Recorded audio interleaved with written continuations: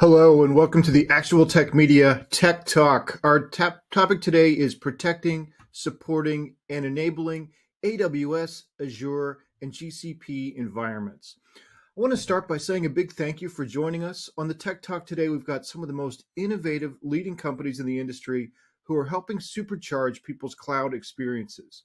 You'll be hearing from experts at Rubrik, Haiku, and Palo Alto Networks. It's a lot of different sessions full of innovative solutions, hot trends, and creative strategies all in one place. My name is Scott Becker. I'm from Actual Tech Media, and I'm excited to be your moderator for this special series of conversations. We'll also be joined by my fellow moderator, Jess Steinbach, later in the session. Now, before we get to today's great content, we do have a few housekeeping items that will help you get the most out of this virtual event. First off, we want this to be an informative event for you, so we encourage any questions in the questions box in our webinar control panel. We'll have team members responding to questions during the live event, so we hope to get to as many as we can. That Q&A panel is also the place to let us know about any technical issues that you might be experiencing. A browser refresh is going to fix most audio, video, or slide advancement problems, but if that doesn't work, just let us know in the Q&A, and we're standing by to help you out. Now, in the handout section of your webinar control panel, you'll find that we're offering several resources. We have links and PDFs from each of our three participating companies, Rubrik, Haiku, and Palo Alto. You'll also find a link to the Gorilla Guide Book Club, where you can get access to Actual Tech Media's great printed resources on technology topics, as well as a link to the ATM Events Center, which has our calendar of upcoming events. I encourage you to access those resources now and share them with your friends and colleagues. Now, at the end of this webinar event, we will be awarding a $300 Amazon gift card to one lucky registrant. Of course, you must be in attendance during the live event to qualify for the prize. The official terms and conditions of today's prize drawing can be found in the handout section. Just scroll to the bottom and you'll find the prize terms and conditions link there.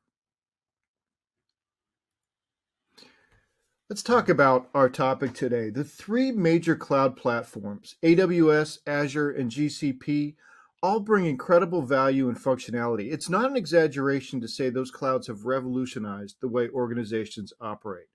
Yet each major cloud has significant holes. We're talking about areas where bare-bone functionality is all that's offered.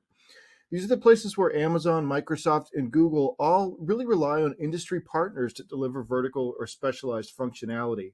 And we've got representatives of three of those value-adding partner companies today. So we're joined by Leo Vila, who's inside sales engineer at Rubrik, Andy Fernandez, field CTO and director of product marketing at Haiku, and Greg Smith, senior product marketing manager at Palo Alto Networks. Jess and I are going to talk to each of these three executives in turn. So let's get started with Rubrik and Leo.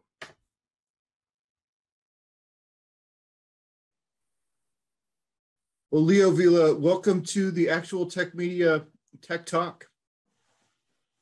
Yeah, happy to be here. I always love coming on here and talking with everyone. So as a sales engineer, you must run into a lot of issues that customers are having with protecting data that they're storing in AWS, Azure, or GCP. What are the challenges that you're hearing most about from customers with the public cloud? Yeah, this is a conversation I have with different organizations every single day, especially as each of these public cloud providers' usage are going up exponentially year over year. Now, many of the challenges that they run into is they only have to work with native tools. And unfortunately, the native tools for backups only go so far in terms of scalability. So the first issue you run into is when you're assigning those native tools for backup schedulings, backup jobs, you can assign it per virtual machine, per resource group, per region. Now, if a customer has a large scale environment, imagine how much manual effort and tracking of those policies someone has to keep track of, yet alone multiple people. That's just left to human error at the end of the day. Not to mention how much time it would take to just manage those backup policies. Now, what Rubrik does is we utilize SLA domains, which is used to automate how often you're taking those backups in terms of frequency and how long you would want to retain them. Now, we're still utilizing the snapshots in the backend architecture of these public clouds, but rather than going through things manually or having to come up with some crazy script and make sure that it works on your own, you can rely on Rubrik to handle a lot of that for you.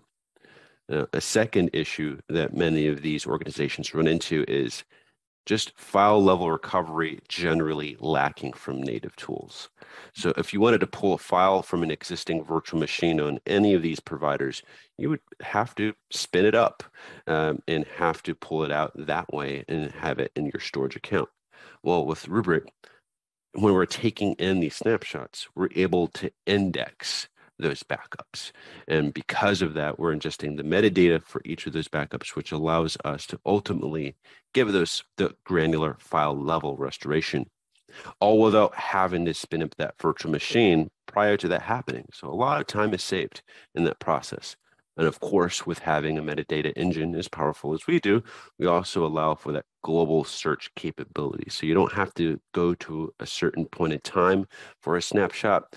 Just type in the search term of the file that you want to look for, and Rubrik can point you in the right direction. And it's easy as 1, 2, 3. But of course, you're also having to deal with this third problem, disaster recovery. So you're not easily able to replicate these snapshots to, let's say, a different region, maybe even of a different account entirely. Well, with SLA domains, not only are you able to store and manage and automate those snapshots, but you can send them to a different region. So in the case of an entire region downtime, whether it be AWS or Azure, you now have that snapshot in a different region, and you're able to spin it up from there for disaster recovery purposes, of course. And without having any archival features of snapshots today natively, keeping those backups can be expensive. But with Rubrik, we want you to be able to utilize the most cost-effective storage out there, which of course has got to be object storage for each of these providers. So you're able to set a time threshold and how long you want those backups to be set as snapshots, let's say 30 days. And after that 30-day period, they'll be sent straight into the archival location of a storage account on your public provider of choice. So we're looking at 4 key things that every organization really wants to solve: automation, replication for disaster recovery purposes, granular file level restoration, and of course, cost-effective storage. Oh, that sounds really powerful. Valuable additions to what the public cloud providers offer. When it comes to protecting data in the public cloud, once somebody's using a Rubrik solution, what are some of the best practices that you can recommend? That they can do with Rubrik that they couldn't do beforehand? Yeah. Well, whole point of this in terms of automation is, well, you get to set it and forget it. It's all automated to the point where you can create just a few different policies based off of frequency retention. So the best practice is to keep that consolidated to, let's say, different tiers of your application's priority. So instead of having a different policy for each single virtual machine or resource group, no worries, just create 1 SLA domain, 2 SLA domains, 3 SLA domains at most, depending on your needs based on retention. Let us do the work. That's the recommendation I have. That's a good one. And I'm sure people will appreciate that. Absolutely. And if you're using Rubrik with your public cloud data, what are your options for storing that data? Does it have to stay in that public cloud, or can they put it in another cloud or on premise? Yeah, so it would have to stay within that same public cloud. That's something we're definitely working through things. But of course, we want you to be able to utilize different tiers within that same public cloud. So we're not limited to just hot tier cool tier or archive tier, we want you to have the flexibility to use what makes sense to you in terms of cost effectiveness. And of course, you have to work through things like SLAs with that public cloud provider. If you have some things sitting in archive tier, it's going to take a little longer to restore than it would, say, for a hot tier object storage. But there's a cost difference there. We'll leave you to make that decision as an organization. Right. And then I assume also if people are using different clouds and they go with Rubrik, they've got the advantage of having the same backup architecture and interface, sort of one to learn across their enterprise. That's right. Some of the organizations I speak to do have multi-cloud strategy.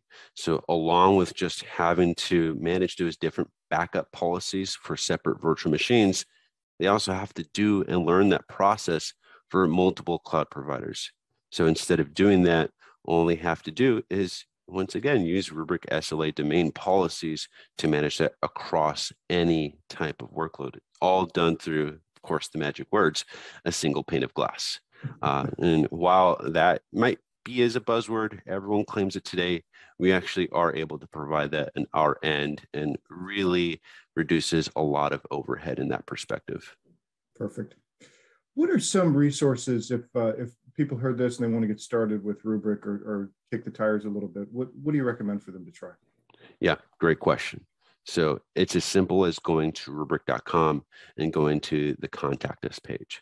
So if at any point you wanted to reach out to your account executive, get a demo from my fellow SEs out there, please fill that out and we'll go ahead and get you assigned to your account team. And feel free to explore the rest of the website. We have a full product portfolio that covers not only those cloud workloads, but Microsoft 365 backup, on-premises backup for different types of hypervisors, physical file sets, NAS file sets, and of course, databases. So poke around. I'm sure there's many other ways that Rubrik can help you out. Okay. Well, Leo, thank you so much for joining us today for this tech talk and talking to us about public cloud data protection. Yeah, thanks for having me.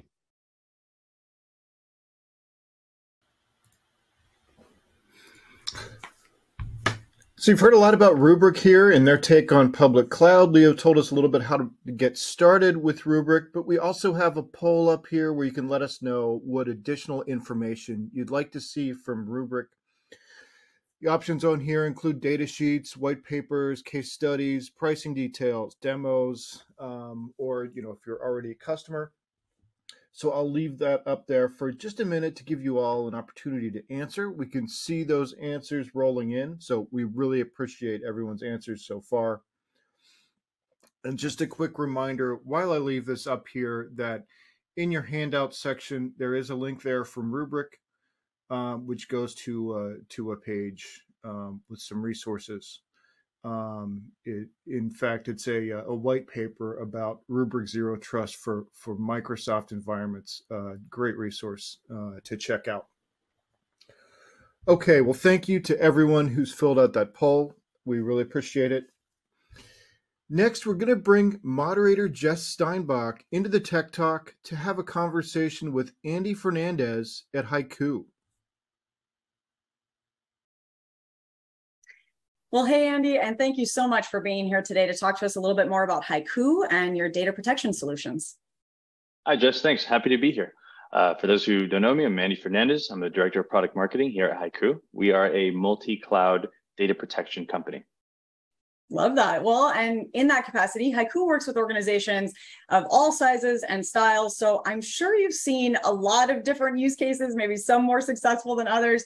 Is there a more successful path to the cloud that you're seeing organizations take these days? And actually, and sorry to throw a second half on there, but I'd love to dig in a little bit on public cloud. Have you seen public cloud infrastructure adapted successfully? Yeah, absolutely. I think the most critical thing to evaluate when you're trying to figure out what are you going to do with your infrastructure, let alone the cloud, is to actually pick what works for you, not only from an economics perspective, but also from the technology, the scale that you can unlock. And because of that, there actually is no one true strategy for the cloud.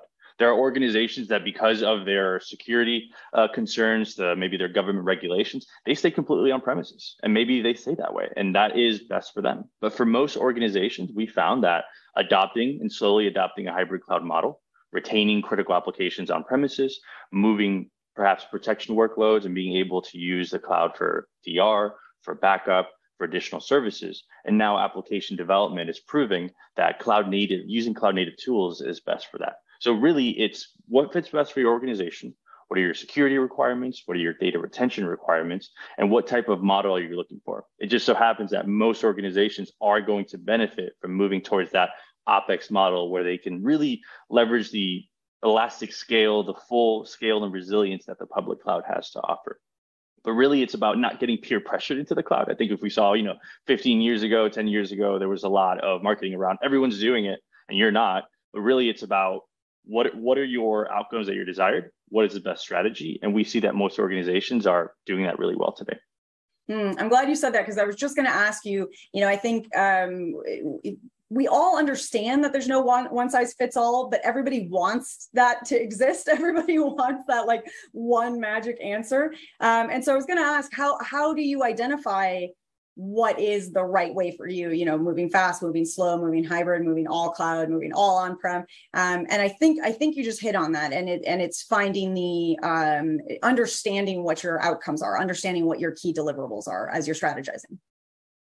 Yeah, exactly. And it really all depends on how large your company is and how new it is, right? For organizations that have had mainframe servers their entire life, it makes sense to transition slowly, right? We saw those organizations go from completely physical to virtualization to then adopting the cloud. These steps are necessary because you have to take a lot of precautions around availability, making sure you can keep your SLAs, making sure you can address everything from a budget perspective. So if you're an organization, especially mid-market to enterprise, you've got a primary data center, maybe you have a secondary data center, it makes sense to move forward with a hybrid environment to slowly retain the value, the control, but start unlocking a lot of the value of the cloud.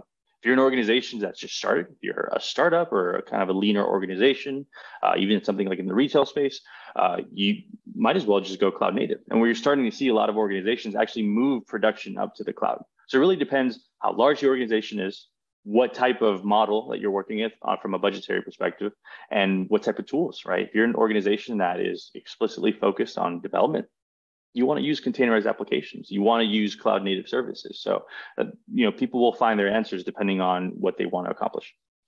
I like that. Yeah. Starting with taking stock of where you actually are in that journey, what you actually need before you jump in. But okay, so let's talk about an organization then that maybe has lifted and shifted to the cloud. So does that mean that they don't need backup? Yeah, so that is the constant myth that we hear in the market, right? And this is something that was probably more relevant 10 to 15 years ago when it first happened, where you assumed, you have the AWSs, the GCPs and Azures of the world. And this seems infallible. This is massive infrastructure that I can start using, right? My one little secondary site, now I have the entire wealth of AWS behind me. But the reality is there's a shared responsibility model. Yes, there is high availability. There are things that you can do, tools that you can leverage within the public cloud, but ultimately you're responsible for your data.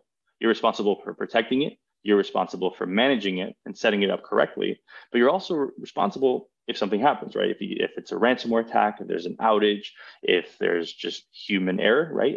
Some type of deletion, you are responsible for that. So just think of the cloud as another area where you have to address how am I going to protect this data? It's not infallible, and it's been clear throughout the years that organizations need a data protection solution and a service for cloud-native applications. Well, okay, so let's keep going with that. Speaking of protection and why we need it, ransomware, security threats, this is top of mind. We're all talking about them these days. So what is the role of disaster recovery in the cloud? Yeah, absolutely. So, in the past, DR and backup were completely separate things, especially in the enterprise, right? You had a DR team, you had a backup team, and they rarely spoke. One of them used some type of replication solution. The other one was using traditional backup and archive. They never hung out. They never talked to each other. It was a completely different interaction, right? But when you're moving to the public cloud, you have the ability to converge DR and backup into one space, into one operation, leveraging the same type of snapshots. And so because of that, one, you need to establish the fact that, yes, you still need disaster recovery in the cloud. Outages happen. Ransomware attacks happen. As we've seen ransomware progress in its severity, in its volume, to the point that people know that they're going to get attacked. It's not a matter of if, but when you're going to get attacked. And having not just backup copies available to you, but actually being able to fail over and having almost tiers of recovery available makes DR so important. Not just the traditional natural disaster, but also man-made disasters like ransomware. And so it's critical that you actually have the same type of DR plan, but purpose-built for the cloud and cloud-native applications.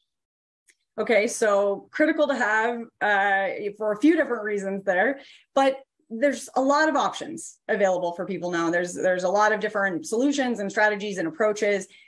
So for the audience out there that maybe is making that decision now, either to maybe build on a legacy or update a legacy system or throw it all out, start fresh, or is just getting started, how are they approaching this decision? What advice can you offer in terms of selection criteria, maybe questions they should ask, or how they approach this? Yeah, and that's an interesting question because we're almost seeing two different profiles. The traditional, maybe more enterprise leaning profile, and then maybe the more startup, smaller organization profile. The startup, smaller organization is moving to the cloud. And a lot of folks may assume, hey, I don't need to back up this data. We've got this massive company that's helping us. But a lot of them then realize they learn their lessons, and then they realize, okay, we need to use some type of backup. So maybe they'll use some type of script, some type of native tooling that the cloud services provide, and they're doing what I would call good enough backup, right? They're making sure that their copies are there.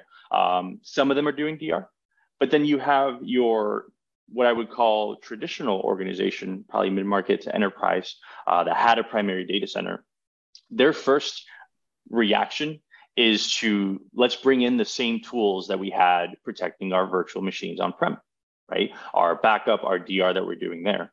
And then you have these companies that do promise, hey, we're doing this for your VMs. Let us do this for your public cloud applications. Let's make sure that we deliver that. The problem is these solutions are retrofitted.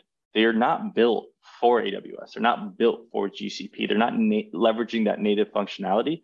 They're traditionally either using an on-premise appliance or they're using agents, right? And these are things that slow you down, put a strain on your production environment, and they're actually being an impediment to unlocking the value of the cloud, which is speed, agility, and being able to pay as you go, right? So you have some companies that are, doing the bare minimum, making sure they can at least check the backup box, and then you have some companies almost overdoing it and bringing solutions that are just bringing more complexity and not even an improvement on their availability. It's funny. It was reminding me of a parable I heard once of, with Kobe beef, and you put all this time and investment in the beef every step of the way, and then, send it to a kitchen, and an undertrained, fry cook burns this Kobe beef at the last second. And I think, the point of this sort of being, you put all this time and effort in having the right thing, the right tool, the right solution. And then if you start tacking on things that are going to slow it down, what was the point of all that? Yeah, it's interesting because it's not just the fact that it's adding complexity, but it's just not the right purpose-built solutions. It's almost trying to pass the Kobe beef as salmon because it's just not what it is, right? You need something that's going to give you the ability to protect natively and quickly. And also it needs to be a SaaS service, right? Because you think about it is these on-prem solutions, they might have subscription models, but really you're paying upfront, whether it's an appliance or software, you're paying upfront, and it's not based on the pay-as-you-go model that the cloud has. So why wouldn't you want to unlock that pay-as-you-go with the backups that are actually protecting those cloud workloads as well? I like that. And that's a good point that, when we talk about all these different options, one doesn't necessarily have to be better than the other. It's just what's going to work best for you and what you're trying to be, and not trying to pass something off as something else or use it incorrectly. So it may not be that this is a bad solution. It just, you might be using it in a way that's not the most effective for you and what you need. And I think that is a different conversation. I think so often we want to say good, bad, and it's using it the way that it should be used. But so you were just talking about on-prem, and I want to chat about that a little bit. If somebody does have on-prem workloads, where does this leave us? So are we just continuing to use our legacy data protection solution and then sandwich on a cloud native backup, or what is the solution there? Yeah, so that's the dilemma that a lot of organizations have faced. I recognize that I have my on-prem applications that maybe aren't going anywhere for the time being, but I also have my cloud native applications. I've got my SaaS, I've got maybe containerized workloads, even VMs, instances born in the cloud. And I know that this on-prem solution is not best for that. So what does that do, right? Now you're introducing a silo, a data silos, and a sprawl of these silos, because even in your on-prem environment, you have a separate DR, a separate backup solution, and you have multiple interfaces to understand your protection status, to understand what you need to do in order to optimize your environment. Now throw in more interfaces for the public clouds that you're trying to adopt. And most organizations are using more than one cloud. They're using more than one SaaS service. So this almost becomes a interface hell, where you have so many different panels and so many different areas and niche solutions that you have to try to learn and execute best. And that's because you're trying to get something purpose built for each of these applications, because you want resilience, you want availability, and you want to be able to quickly recover.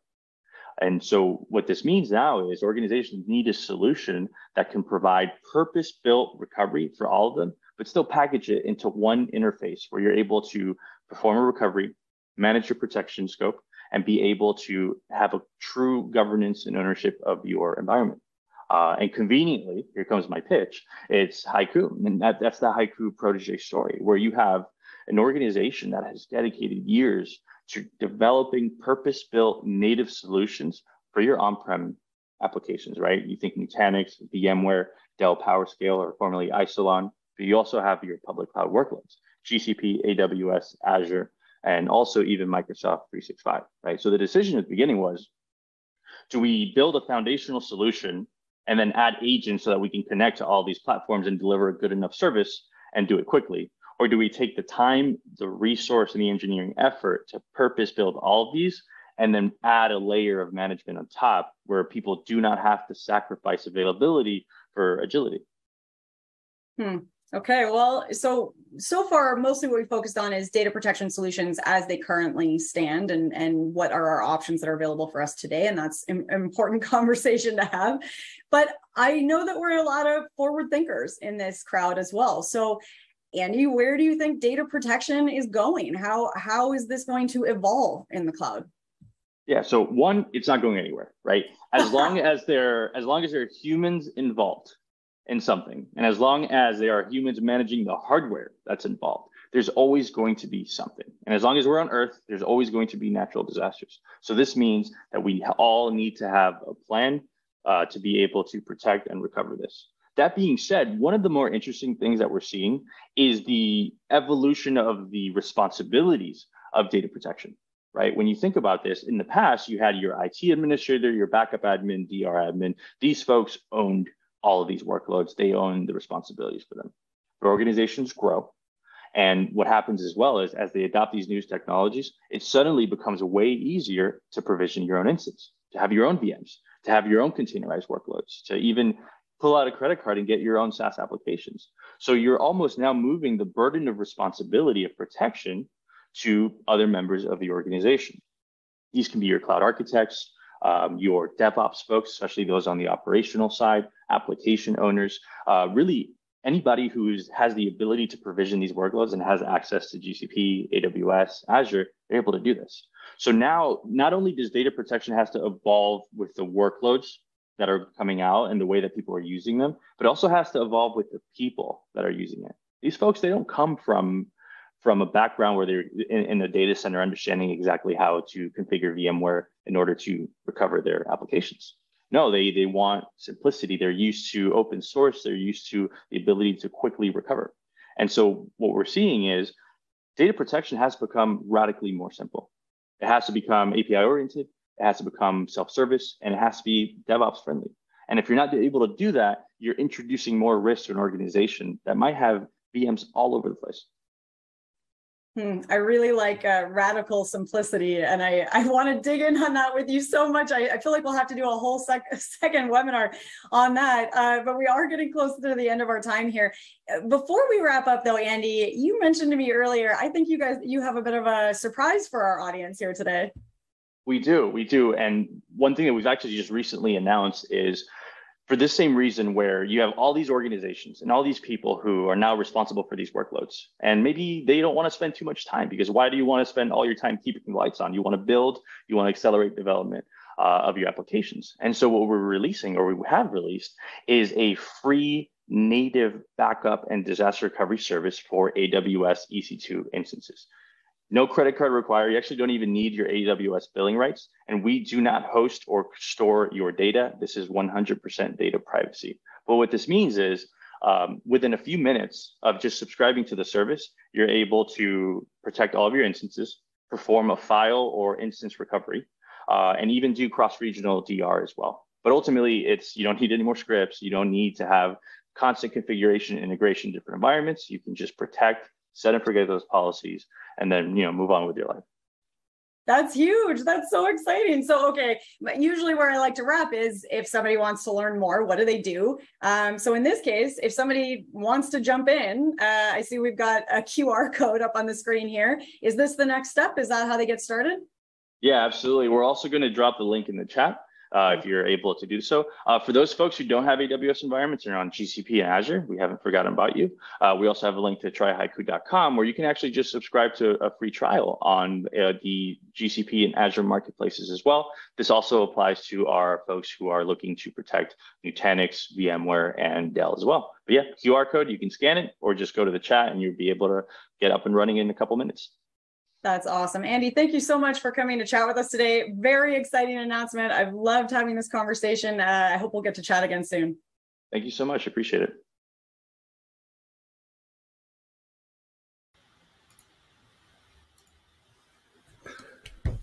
Okay, thanks, Jess and Andy. That was a great conversation, and that surprise announcement about data protection for AWS. Very cool. Now that you've heard about Haiku and the ways that they help with the cloud, we do have the poll here where you can let us know about what additional information you'd like to see from Haiku. Andy told us a little bit about how to get started, but you can also fill out as many of those checkboxes as you'd like. And thanks to everybody who's answered that already. We'll leave that up for just a minute to give you all an opportunity to answer that. Meanwhile, there is a resource that's already available in your handout section. It's a Haiku PDF on key factors to consider when implementing backup as a service into a hybrid cloud data strategy. Really good paper. Check that out. Okay, well, thanks to everyone who has filled out this poll. We're going to go ahead and close that out. And finally, I am pleased to bring on Greg Smith of Palo Alto Networks.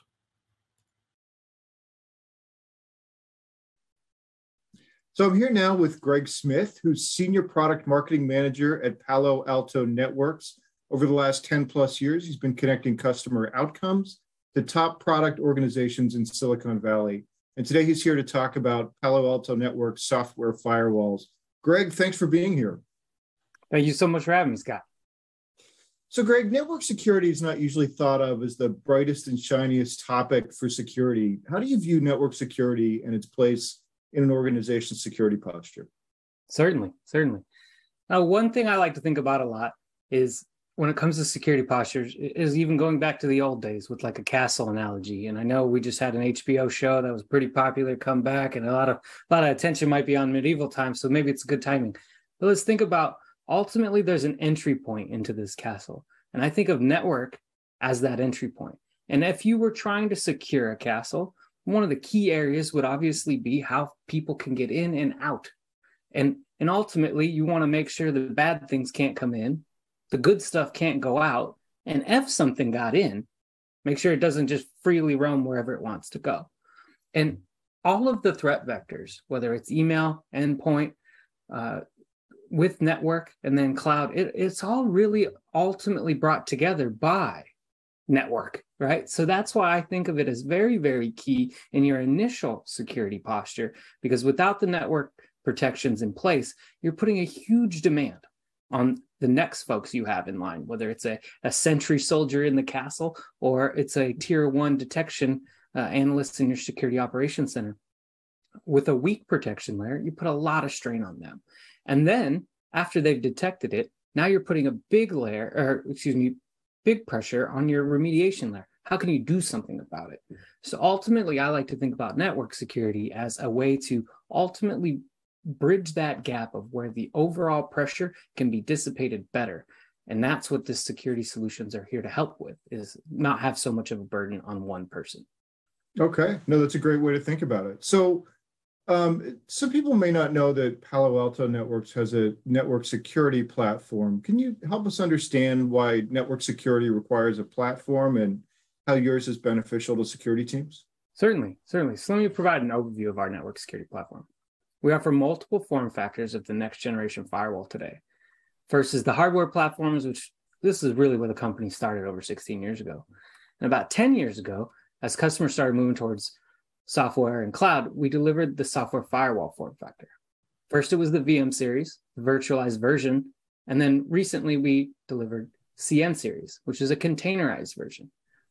Earlier in the year, we announced Cloud NGFW, which is Palo Alto Networks' best-in-class NGFW, delivered as a managed cloud-native service for AWS.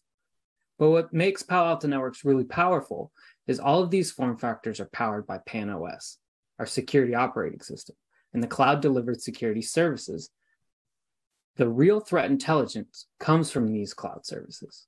We started with threat prevention, URL filtering, wildfire, and global protect early on, but in the last 4 or 5 years, we've added a bunch of new subscriptions to address new security use cases, and we continue to add more every year. DNS, for example, protects customers against the DNS-based attacks. DLP allows them to prevent data loss and exfil. IoT is naturally for IoT security. These cloud services make extensive use of AI and ML to stay ahead of attackers. It's augmented by Unit 42 and a team of 200 plus threat researchers that are keeping an eye on the overall threat landscape and feeding the human intelligence into these cloud services. Last, Panorama is our management platform that brings consistent management and visibility across all of this. So really that unifying layer. This platform approach, combined with the breadth and depth of security, is what allowed Palo Alto Networks to completely disrupt the network security industry 16 years ago and become the leader. And we have been the leader in the Gartner MQ for the last 10 years. And we are also a leader in the Forrester Firewall Wave, which started a few years ago. Okay, great. Well, thanks for that overview of the platform. It's really helpful. Many organizations are on various stages of their journey to the cloud, and often organizations land at a hybrid cloud model. What challenges are there with hybrid cloud and network security? Certainly. The very nature of hybrid infrastructures presents network security challenges due to the exponential growth in complexity. In the past, the number of interconnections and the complexity of the infrastructure essentially grew linearly as you added servers, applications, storage, and other resources incrementally. But among all these other challenges that ultimately come up, let's talk about the visibility issues.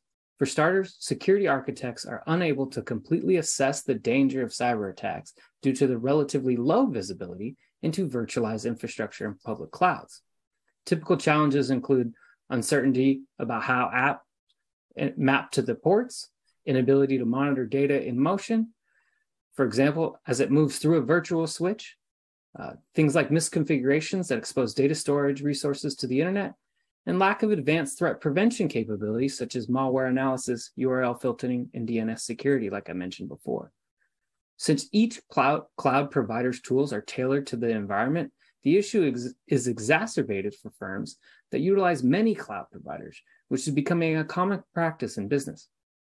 Furthermore, old technologies created for the data center, where everything remained on-premise, sometimes lack the technological adaptability needed to work in the multi-cloud hybrid environment. So multiple tool usage invariably results in blind spots, which hinders the IT organization's capacity to efficiently manage hybrid infrastructures. Similar to that castle analogy I had before, the folks watching and monitoring the doors are overworked, right? And if they aren't that good at understanding where new doors emerged, now what do? Right? So it's ultimately a big issue as then new doors arrive, right? Some folks call it shadow IT, and underutilized resources, subpar application performance, non-compliance with industry laws, and so many of these other areas that ultimately create such a blind spot. So the need is for pervasive visibility and consistent policy enforcement across the complete hybrid infrastructure. And particularly, security managers need visibility to make decisions about whether to allow or allow a request based on application content, not just a decision port. Gotcha. I really like that, that metaphor of shadow IT being like people randomly opening doors that you didn't realize were in the castle. It's a frightening, but great analogy. You mentioned cloud security there. With so many security products available, why are next generation firewalls important for securing public cloud deployments?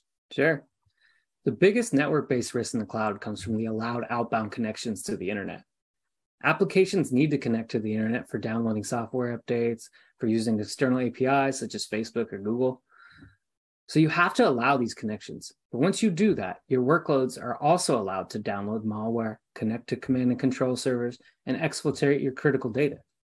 If you protect these outbound connections with an NGFW, it can automatically block the malicious connections and save you from ransomware, command and control, and data exfil. The second risk comes from unknown and unpatched vulnerabilities. As an industry, we're all trying to shift security left and patch the vulnerabilities before the applications go into production. But there are two reasons why you can never really reach that nirvana state of no vulnerabilities in your environments. First, unknown vulnerabilities. Examples like Log4j. This existed in the world for 7 years before it was founded and announced as a CVE. So there might be hundreds of other such vulnerabilities out there that are being exploited by attackers, and you can't patch them because you don't even know about them. Second is the delay in patching. It takes enterprises weeks or even months to patch these vulnerabilities. So you're exposed while you try to patch them. If you have the inbound protections delivered by an NGFW, it can block attackers from exploiting these vulnerabilities while you work on patching. It buys you time and acts as a compensating control. The third risk is the east-west connections between the applications. To follow the zero trust philosophy, you need to protect inbound connections not just from the internet, but also coming from other applications. Otherwise, you run the risk of someone breaking into the app that's connected to the internet and then spreading laterally across all the other applications. All right. Well, thanks for that overview. You ready for sort of a lightning round of questions? Certainly. All right. So what CSPs and hypervisors do you guys work with?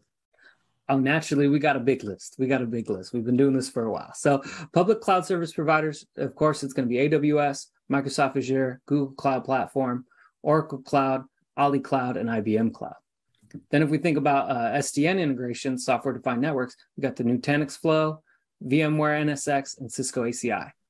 With hypervisors, we got VMware ESXi, Microsoft Hyper-V, Linux KVM, and Nutanix HAV hypervisors. Then Kubernetes containers. We got VMware Tanzu, Rancher, Amazon EKS, Azure Kubernetes Service, Google Kubernetes Engine, and OpenShift. So it's a good list. Yeah, pretty comprehensive list there. Where can listeners get their hands on the software firewalls that you mentioned earlier? Certainly. So we've got these great programs called Network Security Designed for the Cloud. So you can connect directly with the experts here. We can walk through in your environment how you should properly set it up, and you can get your hands on exactly what it is we deliver. Another more ad hoc way, maybe I shouldn't say ad hoc, but more self-guided, is what we have with the AWS Immersion Days.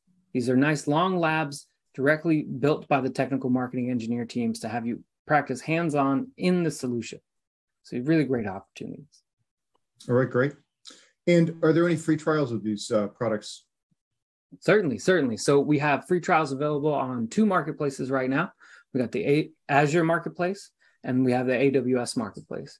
You can also find a free trial of our VM series product on paloaltonetworks.com.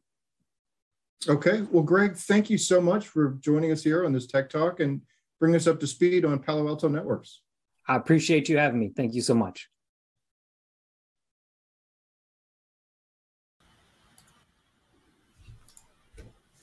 Okay, in addition to what Greg had to say about getting started with Palo Alto, we've also got our poll up where you can request different types of information or demos. So if you're interested about finding out more about Palo Alto's NGFW and using Palo Alto to improve your cloud security posture, just check off all the boxes there that apply. And once you've filled that out, I'd also like to draw your attention to the handout section. Greg mentioned during our conversation about the Palo Alto product on the Microsoft Azure Marketplace, and that's what the URL in the handout goes to. It goes directly to the Marketplace entry for Palo Alto's VM series next generation firewall. That entry also includes a test drive and a lot more information about the technology. Well, thanks to everybody who has filled out this poll. We do really appreciate it. And that is the last of our conversations for today. So I hope you've gotten some good insights and information out of the interviews that will help you with your public cloud deployments. I know I've learned a lot today. And finally, we have one more piece of business. It's the $300 Amazon gift card prize drawing. And the winner of our $300 Amazon gift card today is Edgar Sanchez from Texas. So congratulations to Edgar. We'll be in touch to get you your card.